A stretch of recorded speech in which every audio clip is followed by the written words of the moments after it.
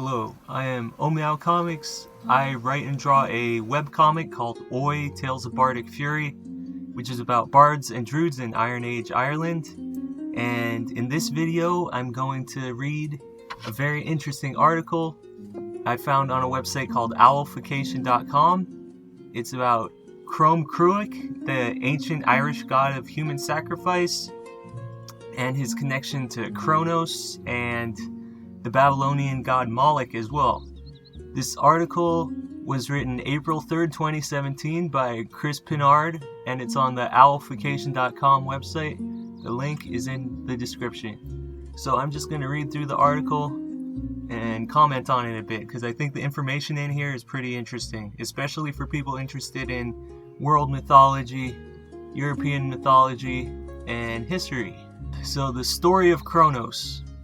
The story of Cronos is relatively straightforward. He is a prominent figure known for reigning over the primordial world of Titans. He began his existence as a son of Uranus and Gaia. His father was cruel and imprisoned his children. Seeing the barbaric practices of her husband, Gaia motivated Cronos to depose his father by castrating him. It is interesting to note that in medieval and Celtic culture, a maimed king was unfit to rule. Returning to Cronos, he assumed his father's position and ruled in his stead. However, being aware of his own patriarchal tendencies, he feared the same outcome from his own children. As a result, he swallowed his offspring, thereby continuing his father's legacy.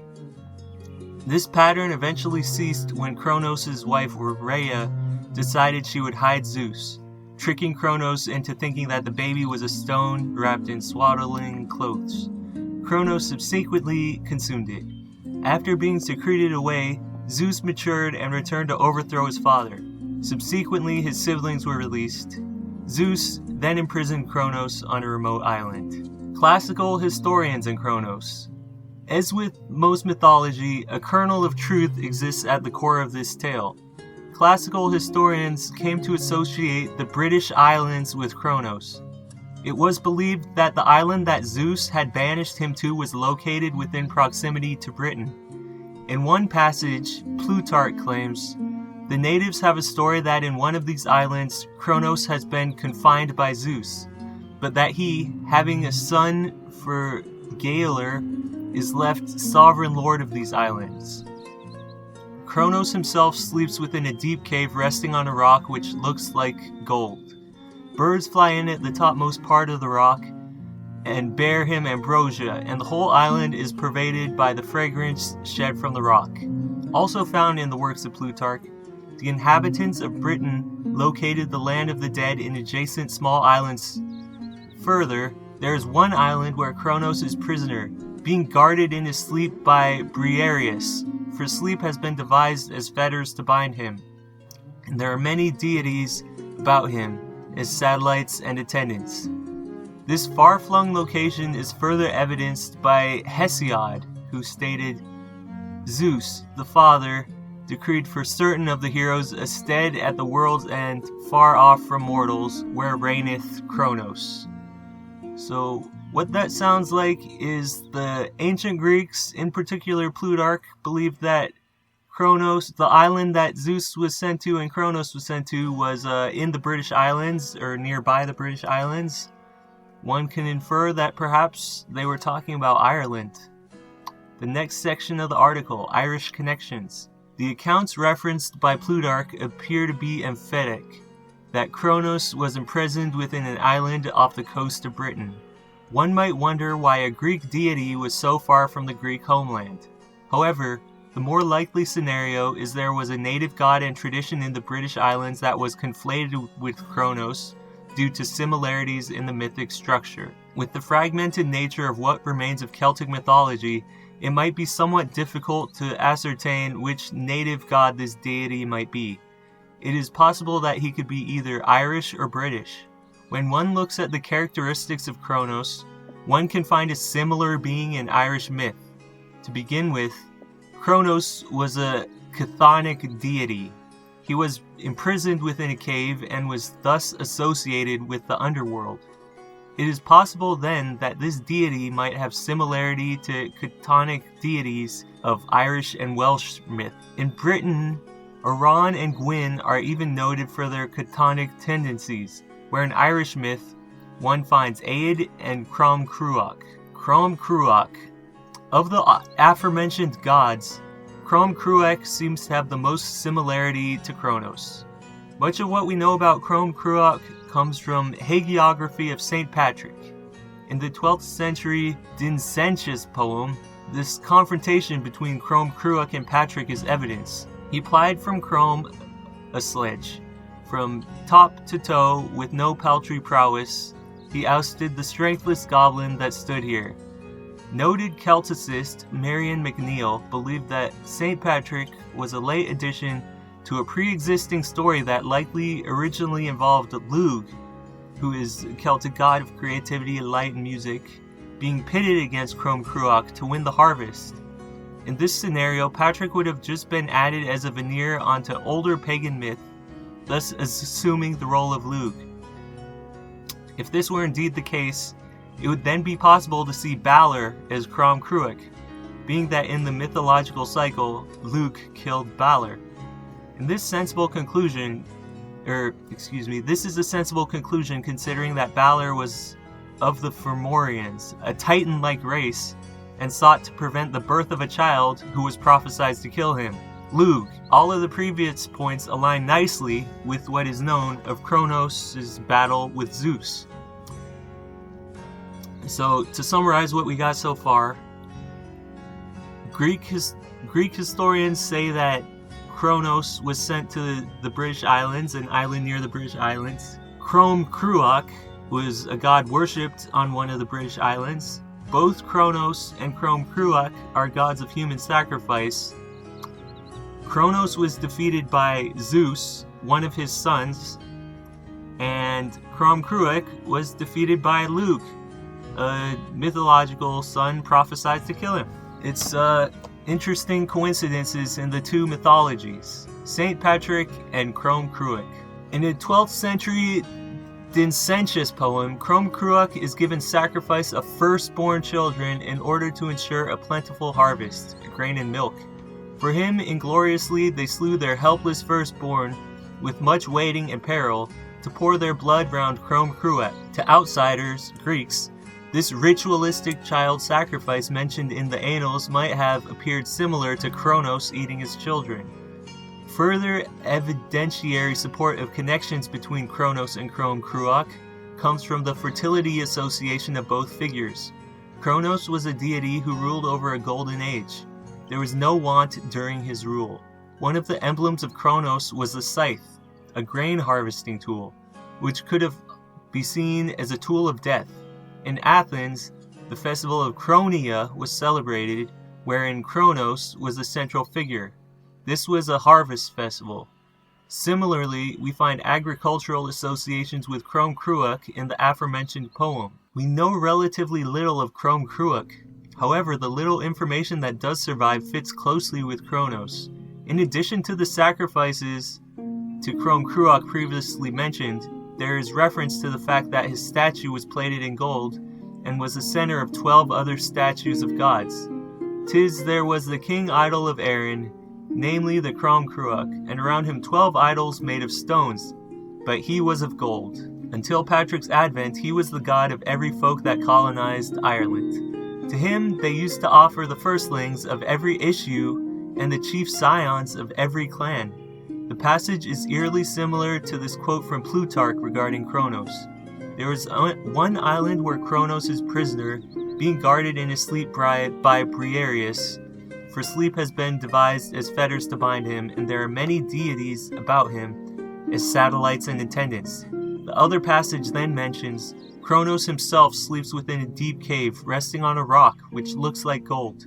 Both quotes could have been written precisely about Crom Cruach's shrine in Ireland. I'd like to note that Saturn and Cronos both have a scythe as their symbol, and according to the description Julius Caesar wrote of the Gauls and the Druids and their mistletoe ceremony, the Druids, the historic Druids, not Dungeons and Dragons ones, also were known to use scythes, I believe made of gold, but don't quote me on that, in their ritual sacrifice ceremonies.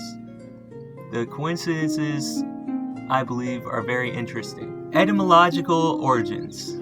Crom Cruach had at least two variants of his name, Crom Cruach and Crom Dub. I have no idea how those are supposed to be pronounced in Irish, but I'm doing my best. In the etymological origins of these names, it is possible to see where the Cronos association might originate. Specifically, Crom Cruach might be rendered as head of the mound, or head of the stack of corn. Head in this instance means to be in charge of, such as head of the family. Both options would be descriptive of Cronos, being a fertility deity and the head of the gods, fairy mound. Cruach can also mean bloodthirsty, and Dub means dark or black, or together, bloodthirsty dark one, this also being quite fitting. The Annals of the Four Masters further supports the central importance of Crom Cruach. It was by Tegiamus. At the end of this year he died, with the 3/4 of the men of Ireland about him, at the meeting of Mogslecht in Breffni, at the worshipping of Crom Cruach, which was the chief idol of adoration in Ireland. This happened on the night of Samhain precisely. It was from the genuflections which the men of Ireland made about Taigiermis here that the plain was named. Again, I'm going to link to this article so you could read it yourself, and you could probably pronounce these words better than me. Not only does this quote detail the importance of Crom Cruach, but it also associates the deity with Samhain, end of harvest season, and as many know, Samhain became the modern holiday Halloween. Jeffrey Keating would later state that the plain where this event occurred was known as Mogslecht. This could translate to plain of prostration or plain of slaughter. Being that a slaughter can be viewed as a type of harvest, it is not too far of a stretch to see this as a third interpretation. And now we come to the section of the article about Moloch, who was a Canaanite and ancient Babylonian bull god of human sacrifice. Moloch is, if you know the biblical story of Exodus, when Moses comes down with the 10 Commandments and the Jews are worshiping a golden bull god. That bull god was in fact Moloch. They built a golden statue of Moloch that they were worshiping, which they had learned to worship in Egypt. And Moses got pissed and he ordered his loyalists to execute the Moloch worshippers. So this god goes back a long time and is mentioned in a lot of mythology. Back to the article. In one of the most convincing pieces of evidence in the old Irish tale of the siege of Drumdamgair, Crom Cruach is associated with Moloch. It is impossible to determine how far back this association goes. However, it appears to be well established by the medieval period. Needless to say, the Greeks, Diodorus Siculus, Plutarch, and Cleotarchus, identified Moloch as Cronos due to his child-eating tendencies. It would be no stretch of the imagination to assume that Greek travelers in the West would have done so with a Celtic god that exhibited the same child-eating tendencies. Concluding thoughts. Although Crom Cruach might be an indigenous god of the Irish, it is also possible that he was adapted into the pantheon due to acculturation. In southern Gaul, the Celts lived in the immediate vicinity of the Greek colony of Marseille.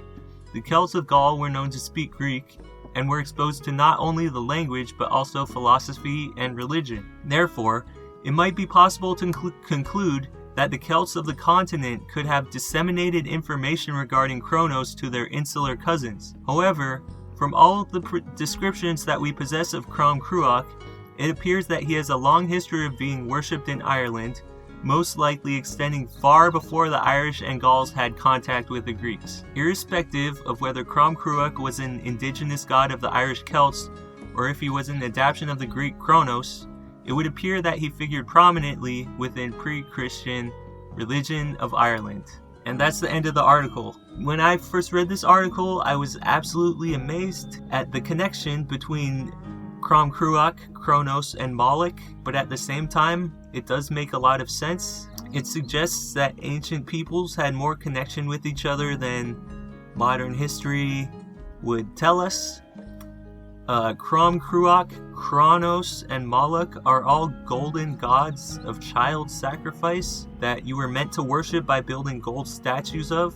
The owl is associated with Crom Cruach, Moloch, and Cronos, which is another strange coincidence connecting all three of these mythological deities. And all three of these mythological deities, Moloch, Cronos, also known as Saturn, and Crom Cruach, were also worshipped by sacrificing your children to. Moloch, as many know, was mentioned in some recent WikiLeaks emails, and he's also mentioned in the Torah. So this god has been around a long time and perhaps is still being worshipped today. So if you made it through this video, please let me know what you think.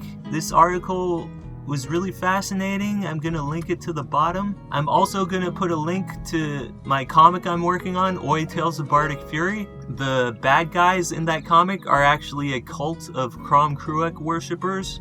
Crom Cruach worshipping druids and bards. So it's a bit connected to this story, but overall it's just a fun manga style comic about bards. So again, I am Omeow Comics. Please subscribe to this channel and thank you for listening.